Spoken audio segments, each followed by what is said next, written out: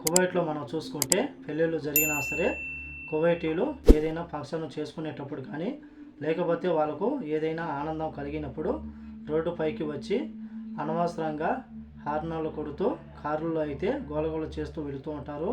దీంతో చాలామంది పిల్లలు కానీ గర్భిణీ స్త్రీలు కానీ అలాగే దీర్ఘకాలిక వ్యాధులతో బాధపడుతూ ఉన్నవారు ముసలి వాళ్ళు వృద్ధులు ఎవరైతే ఉన్నారో వాళ్ళు తీవ్ర ఇబ్బందులు ఎదుర్కొంటూ ఉన్నారు.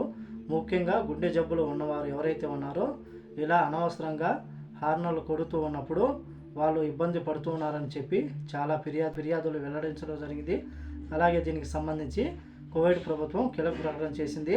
వివరాల్లోకి వెళ్తే ట్రాఫిక్ చట్టాల ప్రకారం కువైట్లో అనవసరమైన ప్రదేశాల్లో హార్నులు ఉపయోగించడం ట్రాఫిక్ ఉల్లంఘన అని చెప్పేసి ఈ యొక్క ఉల్లంఘనకు 25 కువైట్ దినార్లు జరిమానా విధించబడుతుందని చెప్పి జనరల్ ట్రాఫిక్ డిపార్ట్మెంట్ తెలిపింది.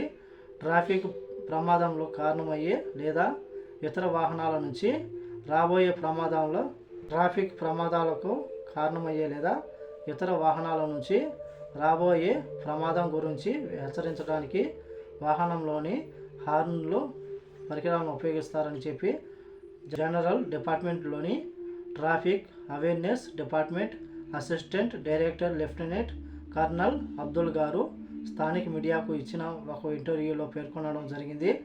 కొంతమంది డ్రైవర్లు రోడ్డు పైన నమస్కరించడం లేదా దృష్టిని ఆకర్షించడం వంటివి అనవసరంగా హార్న్లు ఉపయోగిస్తూ ఉన్నారని చెప్పి అనవసర ప్రదేశాల్లో హార్న్ను ఉపయోగించడం వల్ల ఏదైనా ఉల్లంఘన జరిగితే ఆ యొక్క ఉల్లంఘించిన డ్రైవర్ పైన ట్రాఫిక్ పాయింట్ కూడా జోడించబడతాయని చెప్పి ఈ యొక్క ట్రాఫిక్ పాయింట్ జోడించడం వల్ల 50 పాయింట్ల వరకు చేరుకుంటే కానీ లైసెన్సు రద్దయ్యే అవకాశం ఉందని చెప్పి ట్రాఫిక్ అధికారులు తెలుపుతూ ఉన్నారు.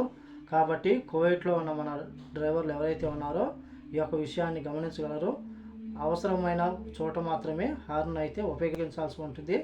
అనవసరంగా ప్రదేశాల్లో మాత్రమే హార్న్ కొడితే కానీ మీపైన చట్టపరమైన కేసులు తీసుకుని జరిమానా విధిస్తామని చెప్పి అధికారులు హెచ్చరిస్తూ ఉన్నారు. కాబట్టి అందరూ జాగ్రత్తగా ఈ వీడియో నచ్చితే లైక్ చేయండి, షేర్ చేయండి, సబ్స్క్రైబ్ చేసుకోండి. నెక్స్ట్ వీడియోలో మళ్ళీ కలుద్దాం. జై హింద్.